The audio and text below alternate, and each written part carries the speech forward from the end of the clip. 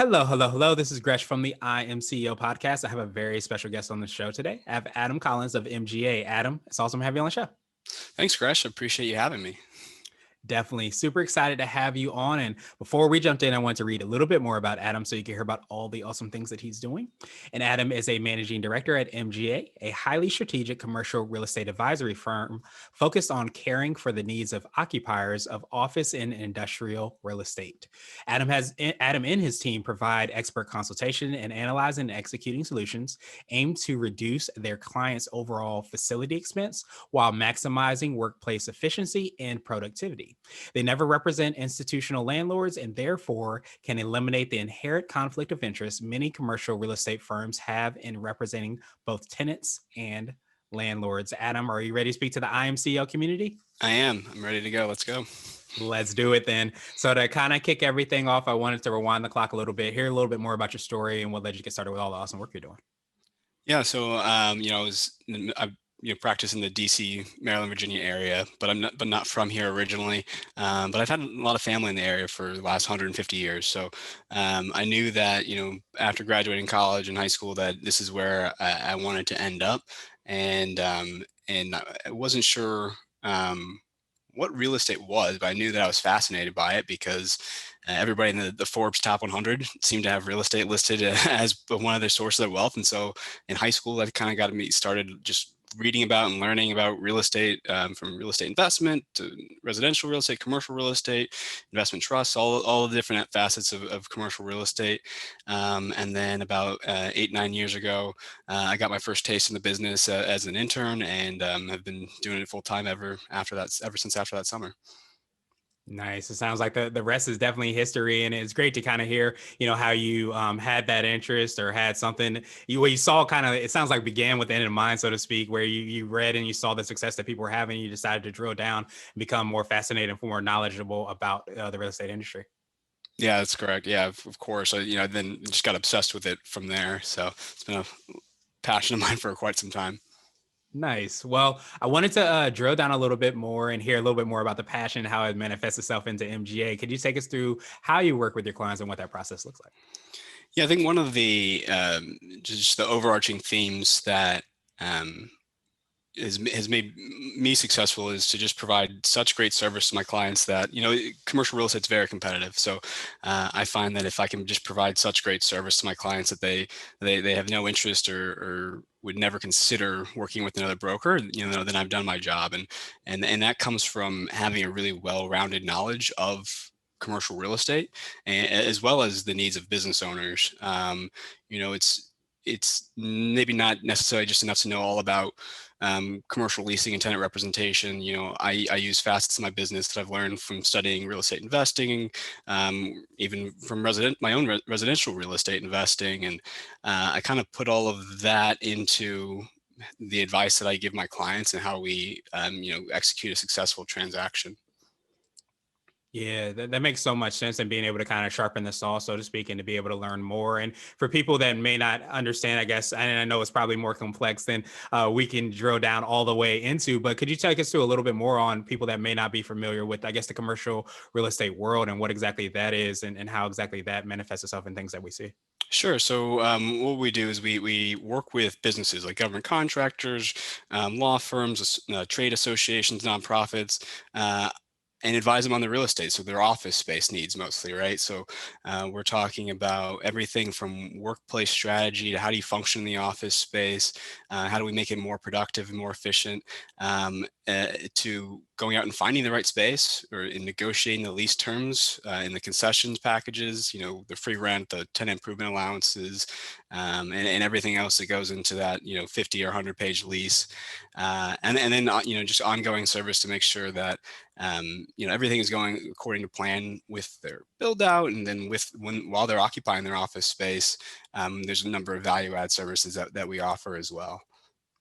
Yeah, that's huge. I appreciate you giving kind of like a lay of the land, because I think so many times when we're, I guess, patronizing businesses and going to different areas, we don't realize like all of the behind the scenes that it takes to get a business there and what that looks like. So it sounds like, you definitely help that come to fruition so that they can get patronized and actually have that opportunity to serve the clients they even work with.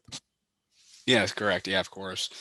It's not a widely known about field. I mean, there's a lot of money going out being exchanged, but most people don't really think about, hey, a business needs representation when they go out and find their office space. Here in DC, they most likely don't own the building. They're leasing from a larger landlord, property owner company, and there's a lot that goes into making sure that 5, 7, 10 year, sometimes 15-year relationship goes smoothly. Yeah, absolutely. So I love that you all are able to kind of bridge that gap. And what would you consider to be what I call your secret sauce? And this could be for yourself personally or the business or a combination of both. But what do you feel kind of sets you apart and makes you unique? Well, one of our specialization in solely representing uh, tenants or owners of real estate, right? So we don't ever represent those big real estate investment trusts. So we don't have that conflict of interest that is generally found in a lot of the larger firms. One that's misunderstood is that in some instances, corporate America or these nonprofits or whoever these office tenants are really are actually kind of a bit of an underdog in the fact that a lot of times they're being represented by somebody who's also representing their landlord or representing their landlord, maybe not at that building, but in California. It's tough to really say that can you really negotiate as hard as you can when you're representing both sides, or you're trying to represent both sides. So for us, just having that complete focus on only representing the tenant or the buyer of the real estate, as well as so that also gives us a unique perspective because that's what we're doing all day every day. Our entire company is focused and built around exactly what a tenant would need when thinking about their real estate, whether that's going out and finding space or just, in the middle of their lease term and just want to know how do we become more productive and efficient in our office space? How do we pay less money than we are today? Even though we still have several years left in our lease. Yeah, and I think being able to kind of lean on the expertise that you all have and you have to be able to understand and ask some of those questions, especially if you're not as aware of all the different, I guess, moving parts and things that you can ask or look for, is absolutely huge. And I love that kind of specialization as well too, because I think that when you're getting representation, when you're getting that consultation and the services that your firm provides, it's all about knowing that your best interests are at heart because as you mentioned it's not sometimes a 30-minute thing, sometimes it's a 10, 15 year relationship that you're building, so you want to make sure that you're putting your best foot forward and you're setting yourself up for success. 100%. Awesome, awesome, awesome. So I wanted to switch gears a little bit and I want to ask you for what I call a CEO hack, and this could be like an app, a book, or a habit that you have, but what's something that makes you more effective and efficient? Uh, I think I guess the main driver of everything that I do to help me get better, I think comes from coaching really and appropriate mentors. So through I have a coach that specializes in commercial real estate, working with commercial real estate brokers. And from there, that's where I get a lot of my education from. So there's a lot of little hacks that come from working with my coach and being around other brokers who are also working with a coach to get better at their business. So that's kind of the overarching theme. And there's a lot of different things that we implement, in my business and to make myself more efficient or make, me more effective at different parts of my business. And I guess everybody when you read a new book, you want to implement everything. Um, and it's very difficult to implement everything. You got to test everything, but then really to implement something and make it a habit and make it a permanent part of your business, I find it best to do it one step at a time. Implement something for, maybe if you want to do a newsletter, start off on a quarterly basis, and then maybe you go to monthly. And then if you wanted to go to weekly or bi-monthly, that gradual development, I think, has made it last longer for some of the different initiatives that I've started my business over the years, is to just gradually implement them over the course of time and not try and do everything at once.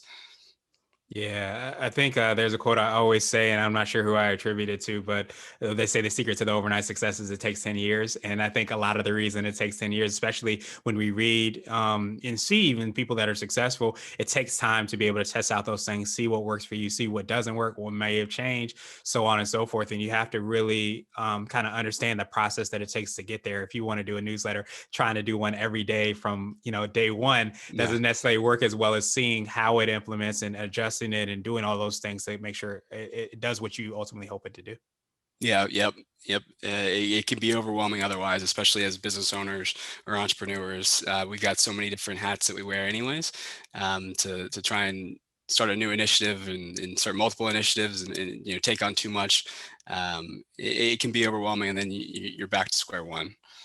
Absolutely, absolutely. And I love too how you talked about, kind of building that environment, the mentors, the coach, all of those things to kind of help increase, they don't always guarantee success, but they increase the likelihood of success because you have people, I imagine, that have a good amount of experience, that have a good amount of advice that they can give. And when you're able to lean on that, that helps you to have that environment to of course be successful. Yep, of course. Yes. And it's been easier in the virtual world to connect with other super successful brokers across the country and to learn about not only their market, but how they go about attracting new business, retaining and working with their clients, what they're doing, some new technology trends of these top brokers throughout the US has been very beneficial. And it's been a point of mine over the last year and a half to really network within that community, and that's just driven me to I think be better. Absolutely, absolutely. Success breeds success, they say. So definitely appreciate that. And so I wanted to ask you now for what I call a CEO nugget. So there could be more of a word of wisdom or piece of advice. It might be something you would say to a client, or if you hopped into a time machine, you might tell your younger business self. That's a tough one. A CEO nugget.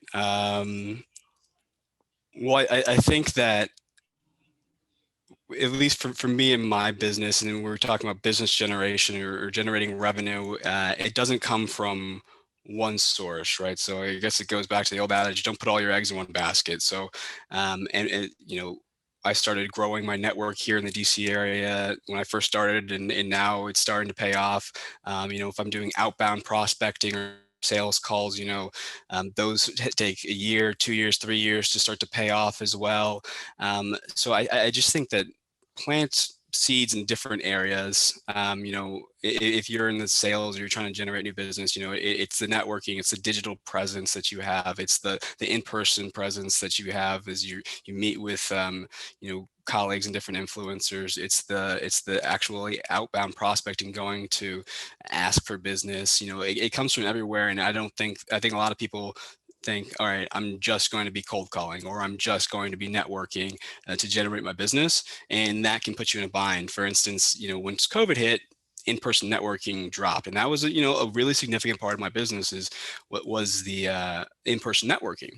But luckily, it wasn't the only part of my business. It wasn't the only way that I generated revenue. So I would just say that do what you're best at, but also make sure that your company is able to generate revenue from different sources.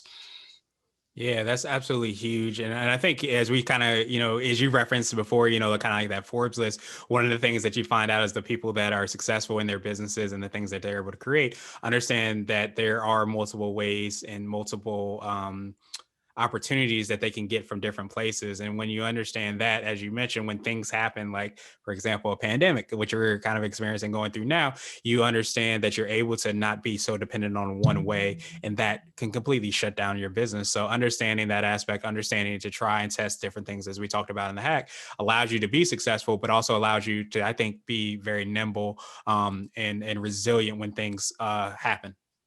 Yes, of course. Yeah, yeah. So it's very important. Absolutely. And so I wanted to ask you now my absolute favorite question, which is the definition of what it means to be a quote unquote CEO. We're hoping to have different quote unquote CEOs on this show. So, Adam, what does being a CEO mean to you? I think being a CEO is, I'm not, I guess, I may or may not be a CEO, right? But I think it's operating at a high level your business. So for me, it's very easy to get caught up in the day to day. But I always think of the CEO as looking at the long term. And I think as business owners or as entrepreneurs, we oftentimes are stuck right here in the moment of, oh man, that prospect said no and we didn't get hired, or maybe we messed up on a project or something, whatever it might be. But it's important, or maybe my networking hasn't been paying off yet and I've been doing it for 6 months or a year. It's important to think about that 5-10 year plan as you're the CEO. So you're also working on your business, not just so much working in your business. And I think that that's a big distinction. It's hard for a lot of people to make. But I spend, I plan out portions of my day to think about the long term. But I also need to plan out portions to think about the here and now, because, that's still obviously very important. Dealing with the clients day to day is still a huge aspect of my business, but so is whatever my business looks like in the year 2031. That's still important to me as well.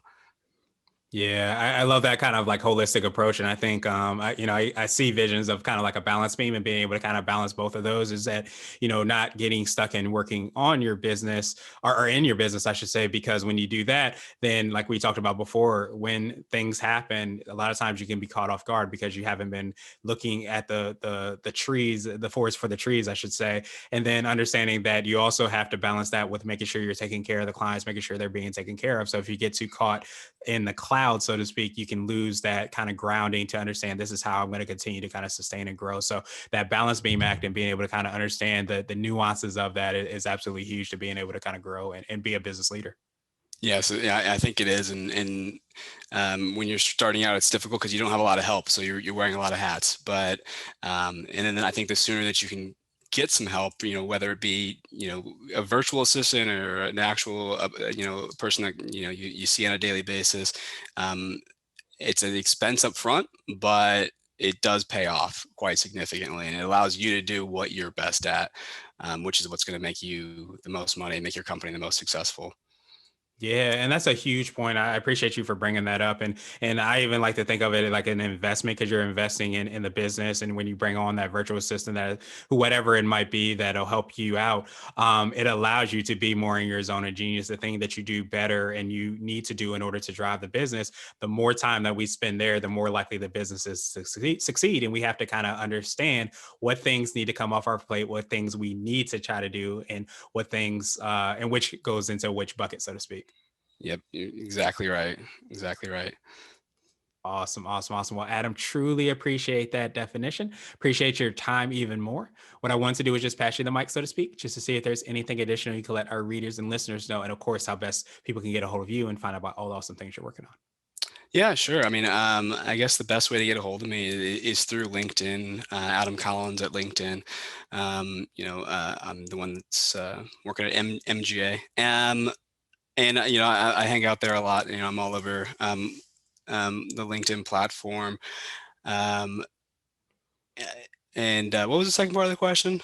Just anything additional you want to mention. You're fine. I guess that means that I don't have anything else to say if I can't think of anything. So now, yeah. I just appreciate you having me on the podcast, and appreciate your audience for taking a listen. Yeah, absolutely. Well, I definitely appreciate your time. We will have the links and information in the show notes. I appreciate you as well for kind of like going to bat, I think, for lack of a better term, for the clients that you have, and making sure that they do have, someone they can lean on, for something that is a long-term relationship. It sounds like. So definitely appreciate you again for hopping in on this podcast, Adam, and I hope you have a phenomenal rest of the day. Thanks, Gresh. I appreciate it.